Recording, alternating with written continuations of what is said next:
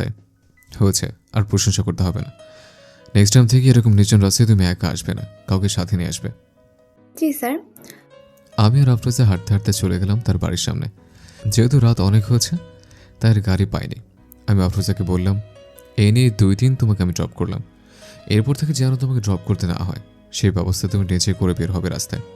রাস্তায় বের হলে শুধু বিপদে পড়ো। একটু কমন সেন্স নাই? দেখতে বড় হয়েছ, কিন্তু স্বভাব চরিত্র একদম বাচ্চা মেয়েদের মতো। মনে মনে বলছি, এই ভদ্রলোকটার আবার কি হলো?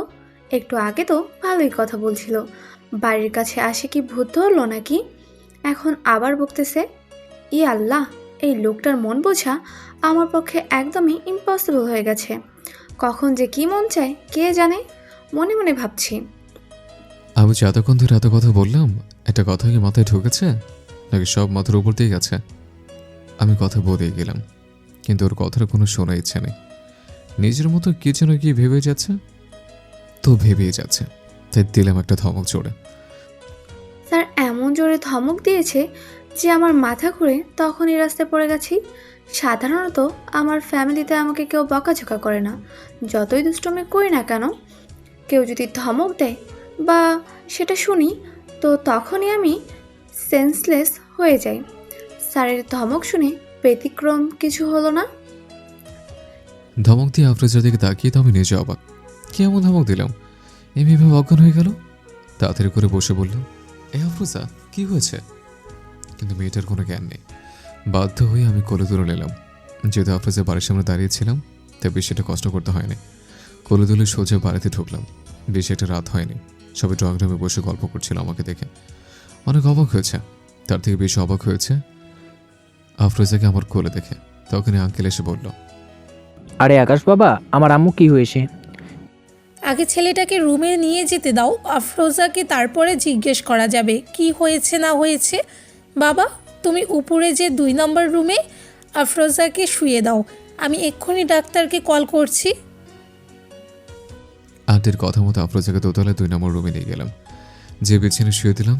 রুমটা অনেক সুন্দরভাবে গোছানো। রুমের চারপাশটা দেখতে শুরু করলাম। খাটে বসিয়ে রুমটা আফরোজার। অনেক ছবি লাগানো দেয়ালে, আবার কোনো কোনো দেয়ালে কিছু লেখা আছে। হঠাৎ একটা লেখার দিকে আমার চোখ গেল। সুন্দর করে সাজিয়ে লেখা হয়েছে ক্যাপিটাল লেটার দিয়ে, AKBAABTUABAAM, আই লাভ ইউ। তাহলে যে লেখাগুলো দেখে বুঝতে আর বাকি রইল না কি লিখছে। আবার রাগ হইতেছে, এমনি এখানে ডাবল গেম খেলতেছে, তারপর আমার সাথে। দাঁড়াও, তোমার গেম খেলা দেখাচ্ছে, আমি হাতে নাতে ধরবো তোমাকে। আপনারা হয়তো ভাবছেন কেমন লেখা, কেমন লেখা, যেমন মুখে এত হাসি খুশি, কেমন লেখা। আগে খেলাটা শুরু করি, তারপর না হয় বলবো সবাইকে। আমি দাঁড়িয়ে এসে ভাবছি, এমন সময় আঙ্কেল আন্টি চলে আসে, সাথে ডাক্তার নিয়ে।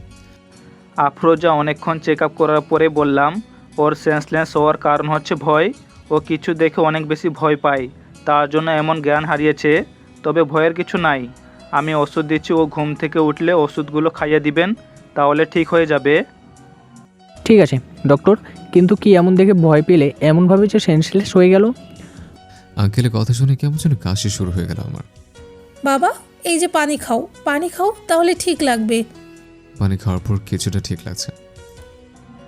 তাহলে আজকে আমি বরং যাই, অন্য সময় কিছু হলে বলবেন আমায়। আর অবশ্যই ওর ভয়ের কারণটা জানার চেষ্টা করবেন, কী জন্য এত ভয় পাইছে। হ্যাঁ, ডক্টর অবশ্যই জানতে হবে। আঙ্কেল আন্টি, তাহলে আমি আজকে যাই, অন্য সময় না হয় আসবো। বাবা, তুমি তো এখন যেতে পারবে না, কিছুক্ষণ থাকতে হবে আরও। তারপর না হয় যেও, ততক্ষণ তুমি আফরোজার পাশে বসো, আমি ডক্টর আঙ্কেলকে আগিয়ে দিয়ে আসি। আর আফরোজা আম্মু, তুমি খাবারটা টেবিলে সবার জন্য কথাটা বলে চলে গেলাম। আঙ্কেল আন্টি চলে গেল। আমি আফরোজার মাথার কাছে বসে আছি, মেয়েটার দিকে তাকিয়ে ভাবছি কি মায়াবী চেহারা। কিন্তু মেয়েটাকে সারাক্ষণ দুষ্টুমি আর পাগলামি করে বেড়ায়, কে বলবে? মেয়েটাকে মায়াবী লাগে, সারাক্ষণ সারাক্ষণ হইচই করে বেড়ায়, একটু শান্তিতে থাকে না। আমি আফরোজা থেকে তাকিয়ে কথাটা ভাবছি। আফরোজা এলোমেলো চুলের মধ্যে কিছু চুল মুখে এসে পড়ল। আমি ভাবছি, আমি কি চুলগুলো সরিয়ে দেবো না কীভাবেই থাকবে? মুখ ঠেকে গেছে। আমার হাত আস্তে আস্তে করে চুলগুলো সরিয়ে দিলাম মুখ থেকে। জ্ঞান ফিরে পেলাম। সামনের দিকে তাকিয়ে দেখি আকাশ স্যার আমার মুখের ওপর ঝুঁকে তাকিয়ে আছে। আমিও কেমন যেন ঘোর লাগানো দৃষ্টিতে তাকিয়ে আছি। আমি ওর আমার দিকে তাকিয়ে আছে, ও আমার দিকে তাকিয়ে আছে। এক দৃষ্টিতে কারো চোখের পলক পড়ছে না। কারো আসার শব্দ শুনে আমি অন্যদিকে ফিরে তাকালাম। কেউ আসছে বলে আমি দরজার দিকে তাকিয়ে দেখি আপু আসছে। আফরোজা, কি হয়েছে তোর? তুই এভাবে সেন্সলেস হলি কি করে? মনে মনে ভাবছি যে বলবো স্যারের কথা নাকি অন্য কিছু বলবো। আফরোজা দিকে তাকিয়ে আছে। ও কি বলবে আসলে বোঝার চেষ্টা করছে। ওর সেন্সলেস হওয়ার কারণটা যদি আমি হই, তাহলে আমার মাঝে মনে আমার পুরো প্লাস্টিক। কি হলো, কোনো উত্তর দিচ্ছিস না কেন? আসলে হয়েছে কি আপু, একটা বাইক আমার দিকে এমনভাবে আসছিল, আমি ভয়ে একটুর জন্য বাইকের নিচে পড়ে গেছিলাম। তখনই স্যার আমাকে বাঁচিয়ে নিয়েছে আর আমি ভয়ে অজ্ঞান হয়ে যাই। ও, এই ব্যাপার। স্যার, আপনাকে অনেক অনেক ধন্যবাদ আমার বোনকে বাঁচানোর জন্য। ধন্যবাদ আর কিছু নেই, মানুষ মানুষের জন্য। মনে মনে ভাবছি এত সুন্দরভাবে মিথ্যে কেউ বলতে পারে, জানা ছিল না। তবে এই মেয়ে দ্বারা সব কিছুই সম্ভব। গুছিয়ে গুছিয়ে মিথ্যেও বলতে পারে। আমাদের কথার মাঝে আঙ্কেল আন্টি চলে আসলো। রুমে এসে দেখি আফরোজা জ্ঞান ফিরেছে, তাই বললাম, কেমন আর সম্য? আলহামদুলিল্লাহ ভালো আছি। অনেক রাত হয়ে গেছে, এখন চলো সবাই, ডিনার করতে হবে। আন্টি, আমি চলে যাই, পরে আবার আসবো। চলে গেলেই তো হবে না, ডিনার করে তারপর যেতে হবে। এখন চলো, আমাদের সাথে ডিনার করবে, তারপর চাইলে যেতে পারো। না হলে আমাদের সাথে থাকতে আজকে আমাদের তো গ্যাস রুম আছে, তোমার কোনো সমস্যা হবে না। না গেলে আমাকে যেতেই হবে, নাহলে বাড়ির সবাই চিন্তা করবে। এখন চলো সবাই। আর আফরোজা, আমি তোমার খাবার রুমে দিয়ে যাচ্ছি। ঠিক আছে, সবাই চলে গেল। আমি একা একা ভাবতে থাকলাম কি থেকে কি হয়ে গেল। হঠাৎ আমার মনে পড়ে গেল আমি রুম পর্যন্ত আসলাম কি করে। আমার পাশে তো স্যার ছাড়া অন্য কেউ ছিল না। তাহলে কি স্যারই আমাকে রুমে নিয়ে আসছে নাকি অন্য কেউ? কেন জানি ভাবতে ইচ্ছে করছে অনেক বেশি স্যারকে নিয়ে। আমি আফরোজার খাবার নিয়ে আসলাম রুমে আর বললাম, খাবার খেয়ে ওষুধ খেয়ে নেন ম্যাডাম, আমি এখন আসি। স্যার কি চলে গেছে? না, এখনো চলে যায়নি, তবে যাবে, খাবার খাচ্ছে সবার সাথে। ও আচ্ছা। তাড়াতাড়ি খেয়ে ওষুধ খেয়ে নিন, না হলে দেখা যাবে ভূত দেখে অজ্ঞান হয়ে গেছেন। মনে মনে ভাবলাম তুমি তো আর জানো না কেন অজ্ঞান হয়েছি। আমি একটা গল্প বললাম আর তোমরা সবাই বিশ্বাস করে নিয়েছো। কি আর করব, স্যারকে তো আর ফাঁসাতে পারি না, তাই সবাইকে মিথ্যে কথা বলতে হলো। অন্যদিকে ডিনার করে সবার থেকে বিদায় জানিয়ে আমি আবার আমার বাসার উদ্দেশ্যে রওনা দিলাম। আফরোজের বাড়ি থেকে আমার বাড়ি বেশি একটা দূর না, 30 মিনিটের দূরত্ব। কিন্তু রাতে তো একটু বেশি দূর হয়ে গেছে। কোনো গাড়ি পাইনি, বাসায় যেতে রাত 12টা বাজে। আমার কাছে যেহেতু ডুপ্লিকেট চাবি আছে, তাই বাড়িতে ঢুকতে সমস্যা হয়নি। বাড়িতে ঢুকে ড্রয়িং রুমে দেখে আবির, দাদু আর আমার সৎমা আর আব্বু বসে আছে। আমাকে দেখতেই বলতে শুরু করে দিল, আকাশ, এতক্ষণ কোথায় ছিলে? এত দেরি হলো কোনো বাড়ি ফিরতে তোমার? আসলে একটু কাজ ছিল, তাই লেট হয়ে গেছে। আকাশ, তুমি তো জানো তোমার জন্য সবাই চিন্তা করে, তাহলে একটু তাড়াতাড়ি ফিরতে পারো। তোমার দাদুও বসেছিল তোমার অপেক্ষায়। অসুস্থ মানুষ এতক্ষণ ধরে থাকা তো ঠিক হবে না, তাই না? সরি, নেক্সট টাইম লেট হবে না, চেষ্টা করবো যেন না হয়। হয়েছে, অনেক কথা হয়েছে, এখন যাও, দাদু ভাইকে খাবার দাও। দাদু, আমি বাইরে থেকে খেয়ে আসছে, এখন আর খাবো না, ঘুমিয়ে পড়ো সবাই, আমার অনেক টায়ার্ড। তোমার সাথে আমার একটু কথা আছে, একটু আড়ালে আসবে? তোর আবার কি কথা? ঠিক আছে, বল। বাবুর আম্মু কি ঠিক মতো ঘুমাতে যেতে দিচ্ছে না যে এতটা অ্যাড ফিল করছো তুমি? চোখ রাঙিয়ে আবরের দিকে তাকিয়ে আছে। এত চোখ রাঙানোর কিছুই হয়নি, এত কষ্ট না করে সবাইকে বলে দিলেই হয় তোমার একটা বাবুর আম্মু আছে, তাহলে তো হয়, আর কষ্ট হয় না, বাড়িতে আসতে অত লেট হয় না। আমি এখন মজা করার টাইমে নাই, নিজের রুমে যা, নাহলে কিন্তু ভালো হবে না। রুমে যাচ্ছি তো, এত রাগ দেখানোর কি আছে? সারাক্ষণ রাগে থাকলে তোমার বউ এমনিতে পালাবে, দেখিও তখন আর বাবুটাকেও এই পৃথিবীতে আনা হবে না। তোমার রাগের জন্য তাই একটু রাগটা কম করো, তোমারই ভালো হবে, আর বাবুর আম্মু থেকে বেশি ভালোবাসা পাবে। তোর কি? আজকে আমি দেখাচ্ছি মজা তোকে, অনেক বেশি ভেঙে গেছিস। রুমের দিকে দৌড় দিয়ে বললাম, তোমার বিয়ে না হলে তোমার আবার বাবুর আম্মু আসবে না আমার বাড়িতে, তাই তোমার বিয়ে হবে আগে, তাড়াতাড়ি। পাগল একটা। নিজের রুমে গিয়ে ফ্রেশ হয়ে শুয়ে পড়লাম। হঠাৎই ফোনে মেসেজ দেখলাম। এত রাতে কি মেসেজ করতে পারে? তো মেসেজ বক্সটা চেক করলাম। বাবুর আব্বুকে ছাড়া বাবুর আম্মুর চোখে ঘুম নাই, তাই জানানোর জন্য একটু মেসেজ করলাম। বাবুর আব্বু তো বাবুর আম্মুকে ভুলেই যায়, বাবুর আম্মু ভুলে না, অনেক বেশি ভালোবাসি আমার প্রিয় বাবুর আব্বু। কালকে মর্নিংয়ে দেখা হচ্ছে। আমি আড়াল হয়ে থাকবো তোমার সাথে, আর তুমি খুঁজবে আমাকে সবার মাঝে। মেসেজটা পরে যদিও হাসি ফুটলো মুখে, তাই মেসেজ রিপ্লাই দিয়ে বললাম, যে হো না কেন বাবুর আম্মু, সামনে চলে আসো। আমিও দেখতে চাই এই বাবুর আম্মুটাকে। আসো, তাড়াতাড়ি আসো। আমিও সেই ঝড়টাকে সামাল দিতে চাই, দেখতে চাই কে এই বাবুর আম্মু। মেসেজ সেন্ড করে অপেক্ষা করছি, কিন্তু কোনো রিপ্লাই আসলো না, তাই আমিও ঘুমিয়ে পড়লাম। আসো, তাড়াতাড়ি আসো, আমিও দেখতে চাই এই ঝড়টাকে। মর্নিংয়ে ফজর আজান শুনে ঘুম ভেঙে গেল। ওটা মসজিদে চলে গেলাম নামাজ পড়তে। নামাজ পড়ে এসে নাস্তা করে ভার্সিটির উদ্দেশ্যে রওনা দিলাম। আমার বাসা থেকে গাড়ি নিয়ে বের হলে মাত্র 10 মিনিট সময় লাগে। আমি ভার্সিটি পৌঁছে গেলাম। প্রতিদিনের রেগুলার অনুযায়ী প্রথম পিটি, তারপরে আমার লেকচার, তারপর সবাইকে যা যা ক্লাসে চলে যেতে বললাম। আমি অফিস রুমে যাব। এমন সময় আফরাকে দেখলাম, হাতে ইশারা ডাক দিলাম। হঠাৎ সামনের দিকে তাকিয়ে দেখি আকাশ আর আমাকে ডাকতেছে। মনের মাঝে ভয় কাজ করতে শুরু করে দিয়েছে। আল্লাহ জানে এই স্যার আমারে এখন কেন ডাকে। ভয়ে ভয়ে স্যারের রুমের সামনে যেয়ে বললাম, স্যার আসতে পারি? আসো। আপনি কি জন্য ডাকছেন স্যার? এখন তোমার শরীর কেমন আছে? জি আলহামদুলিল্লাহ ভালো স্যার। কালকে ওইভাবে অজ্ঞান হলে কেন? স্যার সত্যি বলবো নাকি মিথ্যে বলবো? আমি নিশ্চয়ই তোমাকে মিথ্যা হতে শোনার জন্য ডাকি নাই। সত্যি বলো, উল্টো পাল্টা কোনো কাহিনী বানাবো না, যা সত্যি তাই বলবা। আসলে স্যার আপনার ধমক শুনে ভয় পাওয়ার জন্যই সেন্সলেস হয়ে গেছি। সাধারণ একটা ধমক শুনতে পারো না, তার জন্য সেন্সলেস হতে হয়?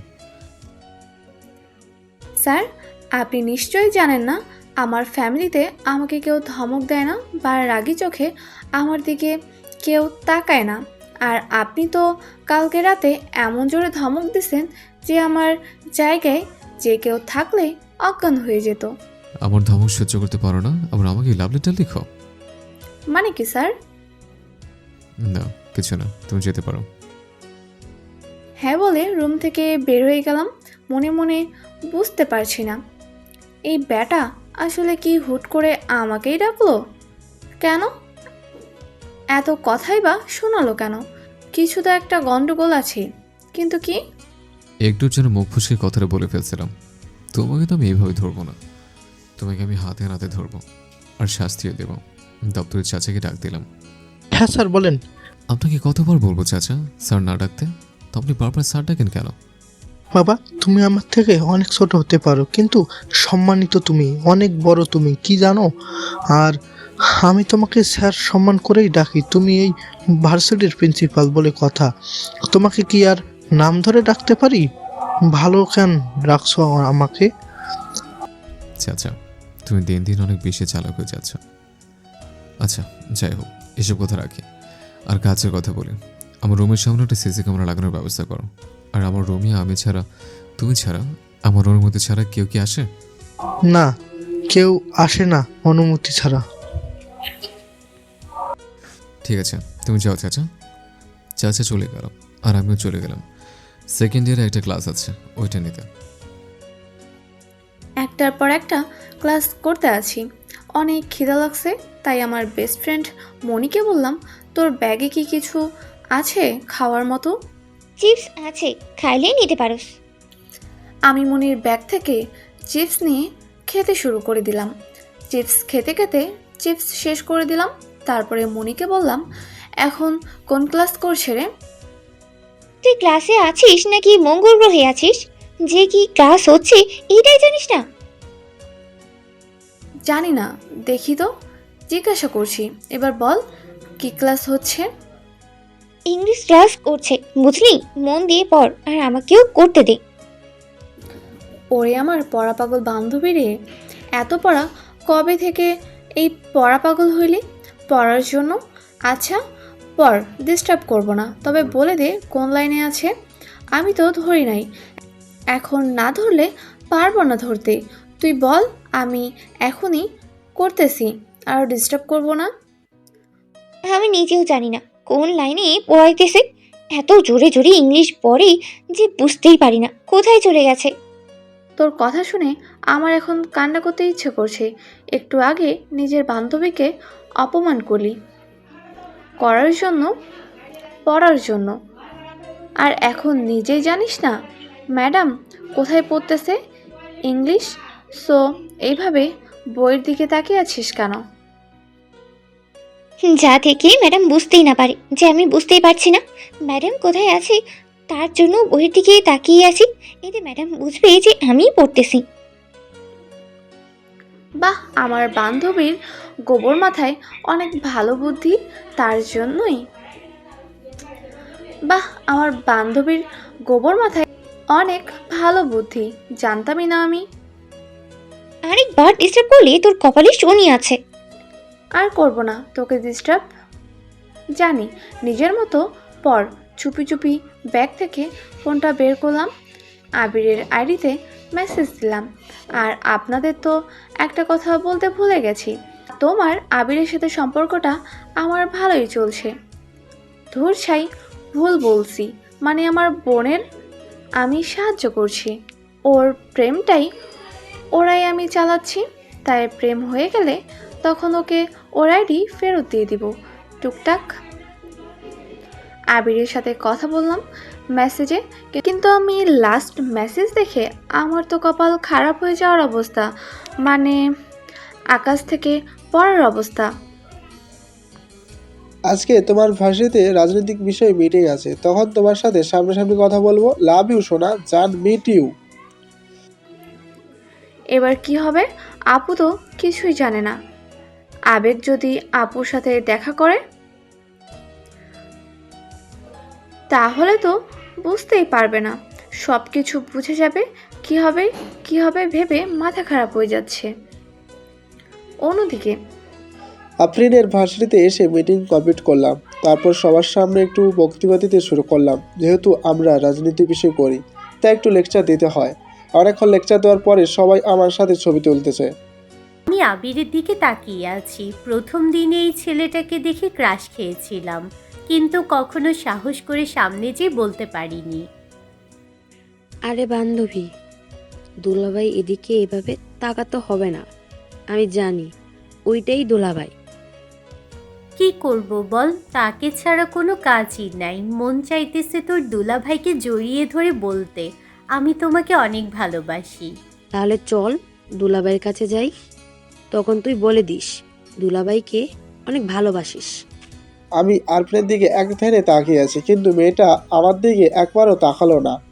এতদিন হয়ে গেল তারপরে একবারও কথাও বলে না। আজকে খালি বাসায় জেনে তারপরে অনলাইনে ঢুকে তোমার 14 গোষ্ঠী উদ্ধার করবো, আমি নিজেই করবো। বেয়াদব মেয়ে, একবার তো কাছে এসে হাই হ্যালো বলতে পারো। মনে মনে আরফিনকে 100টা গালি দিচ্ছি। ও মাই ক্রাশ, তোমাকে দেখে মন চাচ্ছে একটা কিস করে দিই, কিন্তু উপায় নাই। সবাই দেখ ক্রাশের সাথে ছবি তুলছে, আমরা যে ছবি তুলি। হ্যাঁ চল ছবি। আজকে তো আর ভালোবাসি কথাটা বলতে পারবো না, অথবা ছবি তুলি তাও ভালো লাগবে। অনেক দিনে 100 বার ক্রাশের ছবি দেখতে পারবো নিজের সাথে।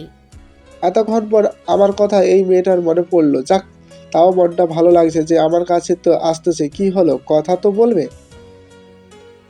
আবিরের সামনে যেয়ে বললাম, ভাইয়া আপনার সাথে কি একটা ছবি তুলতে পারি?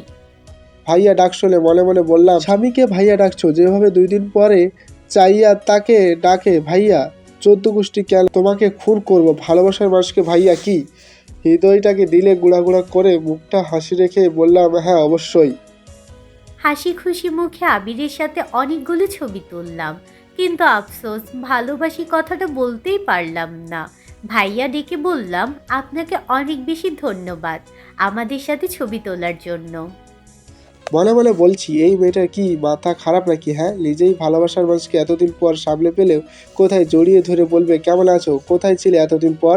সামনে এলে তো তা না করে ভাইয়ার পর ভাইয়া ভাইয়ার ডেকে মাথা খারাপ করে দিচ্ছে। যাকে 2 দিন পর সাইয়া বানাবে তাকে ডাকি ভাইয়া। আজকে খালি বাড়ি জেলে তারপরে তোমার অবস্থা 12টা বাঁচাবো আমি। বেয়াদব মেয়ে মনে মনে ভাবছি।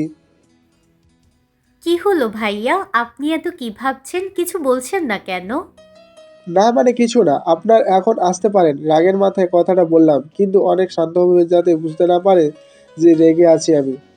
অন্যদিকে প্রতিদিনই এই সময় একটা করে লেটার পাই বাবুর আম্মুর, কিন্তু আফসোসের বিষয় আজকে একটা লেটার আসলো না। যদিও বা এখন জানি লেটারটা কে রাখে, শুধু হাতে নাতে ধরবো বলে অপেক্ষা আছে। করিডোর দিয়ে হেঁটে বাইরে দিকে যাচ্ছিলাম, হঠাৎ একটা মেয়ের সাথে ধাক্কা লাগলো আমার।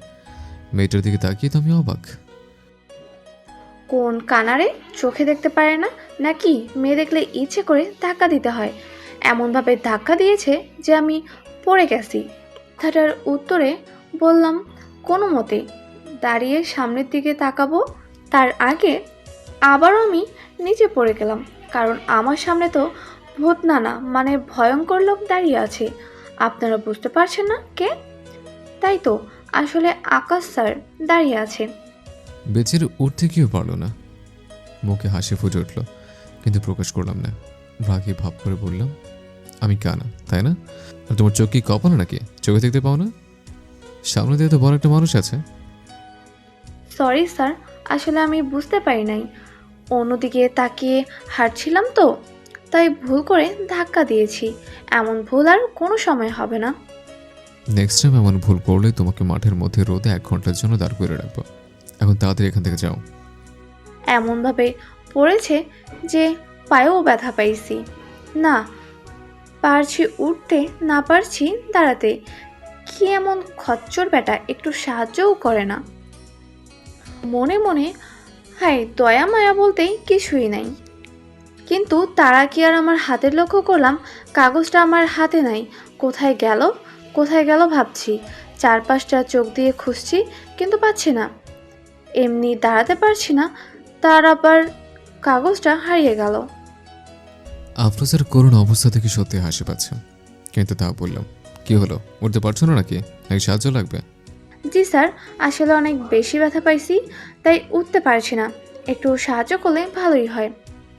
ঠিক আছে, আমার হাত ধরে ওঠো। স্যার হাত বাড়িয়ে দিল। আমি স্যারের হাত ধরে কোনো মতে উঠে দাঁড়ালাম। স্যারকে ধন্যবাদ দিয়ে ওখান থেকে চলে এলাম। আসার সময় কাগজটা খুঁজছি, কিন্তু কোনোভাবে কাগজটা পাচ্ছি না। ভয়ও হয়েছে অনেক। স্যার হাতে না কাগজটা পড়ে যায়। কোনো মতো ঘোরাতে ঘোরাতে মাঠে চলে গেলাম। আমাকে দেখে মনি বলল, কিরে জানিমান, কোথায় ছিলি? তোকে অনেক মিস করছিলাম। মরতে গেছিলাম, তুই যাবি নাকি? এত রেগে আছিস কেন? কি হয়েছে? আর এই নে ফোন, আরফিন আপু ফোন করেছে। এত কিছুর মাথায় আর না কথা ভুলে গেছিলাম। আজকে তো আবির ভার্সিটি যাওয়ার কথা। আপুর সাথে কি দেখা হয়েছে?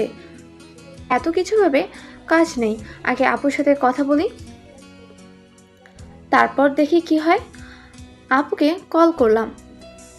আফরোজের কল দেখে অনেক বেশি খুশি লাগছে। এমনিতেই আজকে আমি অনেক খুশি। আপনার সাথে ছবি তুলছি বলে যে মানুষটিকে ভালোবাসি, সেই মানুষটার সাথে আজকে সামনাসামনি দেখা হয়েছে, তাই ফোন ধরছে না। দিতে বললাম, আমি আজকে আপনাদের সাথে দেখা করেছি, ছবি তুলেছি। ও ভালোই তো। তা আবির ভাইয়া কি বললো তোকে? তেমন কিছু তো বলেন নাই, তবে কিছু কি বলার ছিল। তার মানে তোকে কি চিনে নাই ভাইয়া? আমি নিজেই তো ভাইয়া দেখে ছবি তুলেছি। আফরিন আপুর কথা শুনে আকাশ থেকে পড়ার অবস্থা। 2 দিন পরে যে হবে জামাই, তাকে দেখে ভাইয়া।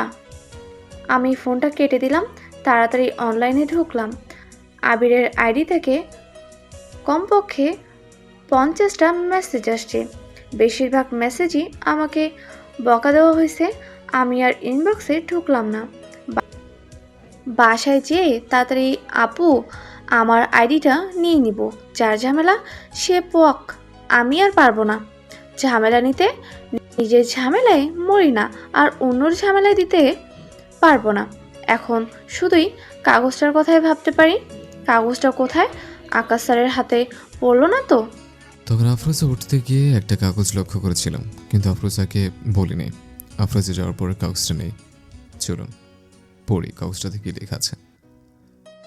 প্রিয় বাবুর আব্বু, কেমন আছো? আশা করি অনেক ভালো আছো। বাবুর আব্বু, বাবুর আম্মু কিন্তু ভালো নাই। তোমাকে অনেক মিস করি। তুমি বাবুর আব্বু আমাকে একটুও মিস করো না? মাঝে মাঝে তো বাবুর আম্মুর হয়ে একটু খোঁজ নিতে পারো। একবার শুধু বিয়েটা হোক, তারপরে তোমার সাথে আর বাসর করব না। অনেক বেশি রেগে আছে বাবুর আম্মু। বিয়ের পর অনেক কিছু শাস্তি দেব তোমাকে। ইতি তোমার বাবুর আম্মু, আবির খান। লেটারটা পড়িতে আমার আকাশ থেকে পড়ার মতো অবস্থা। এতদিন ভাবছিলাম এই লেটারগুলো হয়তো বা আমার জন্য, এখন দেখি এই লেটারগুলো আমার ছোট ভাইয়ের জন্য। কিন্তু ভাবার বিষয় হলো, ছোট ভাই লেটার আর বড় ভাইয়ের রুমে কেন দিল মেয়েটা? দিনকাল কি এলো রে ভাই? বড় ভাই হয়ে ছোট ভাইয়ের প্রেম লেটার পড়তে হচ্ছে আমার? মান সম্মান পুরো প্লাস্টিক।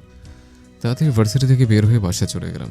প্রথমে গেলাম আবির রুমে, গিয়ে দেখি মহারাজ শুয়ে আছে। আমি বললাম, এ লেটার পড়। ভাইয়া হাত থেকে হঠাৎ লেটারটা নিলাম। ভাইয়াকে বললাম, এটা কিসের লেটার? আগে পড়, তারপর বুঝতে পারবি এটা কিসের লেটার। লেখাটা খুলে পড়তে শুরু করলাম। পড়া শেষ করে ভাইয়ার মুখের দিকে ঢোক মেরে তাকিয়ে আছি। বললাম, এটা আবার কিসের বাবুর আম্মু? কার বাবুর আম্মুর লেটার এটা? তোর বাবুর আম্মুর লেটার আর কি। পাগল নাই ভাইয়া, আমার বাবুর আম্মুর সাথে আমি প্রতিদিন কথা বলি। লেটার দিতে হবে না, এইটা তো তোমার বাবুর আম্মুর লেটার। তোমার বাবুর আম্মুর লেটার হলে তোর নাম, আমার বাবুর আম্মুর লেটার হলে তোর নাম লেখা কেন? লেটারে তাহলে তো লেটারে আমার নাম থাকবে। আচ্ছা, তোর বাবুর আম্মুর নাম কি, আর কিভাবে কথা হয় তার সাথে? আমার বাবুর আম্মুর নাম আফরিন। ফেসবুক থেকে পরিচয়, ফোনে মেসেঞ্জার, ইমোতে সব জায়গাতে কথা হয়। আইডিতে দেখিয়ে দিলাম ভাইকে। আফরোজা নামে কোনো মেয়েকে চিনিস তুই? আমি কোনো আফরোজকে চিনি না, আফরিন সারা। সব কিছু উলটপালট হয়ে যাচ্ছে। আসলে কারণটা কি? আফরোজা লেটার দিলেও আমার ছোট ভাইকে, আর সে লেটারগুলো দেয় আমার রুমে। কিন্তু আমার ছোট ভাইয়ের গার্লফ্রেন্ড আছে, তাহলে লেটারের মানে কি? আফরোজার ফেসবুক অ্যাকাউন্টে ঢুকে আমার চোখ ছানাবড়া হয়ে যাওয়ার মতো অবস্থা। একই রকম দুইটা আইডির নামই মন বাগানে তুমি শুধু আমার। একটাতে নিকনেম আফরিন আর অন্যটাতে আফরোজা। আইডিতে শুধু গানের ভিডিও, আর আফরিন নামের আইডিতে যে আছে এমনি পোস্ট। তবে আফরিন নামের আইডিতে ওদের একটা গানের ভিডিও আছে। আফরোজের স্টোরিতে আফরিনের পিক দিয়ে স্টোরি দেওয়া আছে। এরা দুজন দুই বোন, না হলে কোনো কিছু তো সম্পর্ক আছে। আফরিন নামের আইডিতে মেসেজ দিলাম, কেমন আছো? লাইনেই ছিলাম, হঠাৎ আকাশ খান আইডি থেকে মেসেজ এসেছে। আমি অবাক হয়ে গেলাম। ইনবক্সে ঢুকে উত্তর দিলাম, আলহামদুলিল্লাহ ভালো, আপনি কেমন আছেন? আলহামদুলিল্লাহ ভালো। আমি ভুল না হয় তুমি আফরোজা? মনে মনে বলি, এই ব্যাটা দেখি আমারে ধরে ফেলেছে। এতদিন নিজেই ছোট হয়ে ধরতে পারলো না, ধরে ফেলেছে এক নিমিষেই। আল্লাহ, এখন কি করব? কি হলো, রিপ্লাই নাই কেন? আমি আফরোজা, এটা কি তুমি? শুধু একটা কথা জানা ছিল, তুমি এরকম নাটক কেন করছো? তোমার বোনের আইডি দিয়ে আমার ছোট ভাইয়ের সাথে প্রেম করছো কেন? রিপ্লাই দিতেই হবে, না হলে এই ব্যাটা উল্টাপাল্টা কিছু ভাববেন। স্যার, আমি মোটেও আপনার ছোট ভাইয়ের সাথে প্রেম করছি না। আমার বড় বোন আপনার ছোট ভাইয়ের প্রেমে লাড্ডু হয়ে আছে, তাই ছোট বোন হিসাবে আপনার ছোট ভাইকে একটু পটিয়ে দিচ্ছি বোনকে। বুঝতে পারলেন? পড়াশোনায় মন না দিয়ে অন্যের প্রেমে সাহায্য করছো, ব্যাপারটা কিন্তু ভালো না। তোমার বড় ভাইকে বলে দেব আমি। না স্যার, কিছু করেন না। আজকে আপুর আইডি আপুকে দিয়ে দিব। যার আইডি তাকে দিয়ে দাও। তাড়াতাড়ি আপুর আইডি আপুকে দিয়ে আমার আইডি লগ ইন করলাম। আমি যাক বেঁচে গেলাম। কিন্তু এই ব্যাটা ধরলো কি করে আমার এত বড় প্ল্যানটা? এত কিছু ভাবার টাইম নেই, ঘুমিয়ে পড়ি, অনেক রাত হয়েছে। উল্টাপাল্টা চিন্তা বাদ দিয়ে ঘুমিয়ে পড়লাম। ভোরবেলা হঠাৎ আপুর ডাকে ঘুম ভেঙে গেল। আমি ঘুমো ঘুমো চোখে বললাম, এত সকালবেলায় আমাকে ঘুম থেকে উঠানোর কারণ কি? আমার তো এখনো ভার্সিটির টাইম হয় নাই। আরে তোর ভার্সিটি ডাক, এখন আজকে আবিরের সাথে দেখা করতে যাব, কিন্তু আমি একা যাব না, তুই আমার সাথে যাবি। আবির নামটা শোনা মাত্রই চোখ যেন ছানা বড় হয়ে গেল। আমি বললাম, আমি কোথাও যাব না, আমার ভার্সিটি আছে, তুই একাই যা। আবিরের সাথে আমার প্রেমটা তুই করিয়ে দিয়েছিস, সেটা কেউ না জানলেও আমি জানি, তাই প্লিজ প্রথম দেখাতে তুই আমার সাথে থাক। তোর সাথে কি করে যাব? আজকে আমার ভার্সিটি আছে, আর আম্মু তো অন্য কোথাও যেতে দেবে না ভার্সিটি ছাড়া। তুই আমার সাথে যাবি, আম্মু জানতে পারবে না। ভার্সিটি যাওয়ার আগে আমার সাথে চলে যাবি। এখন তাড়াতাড়ি রেডি হয়ে নে।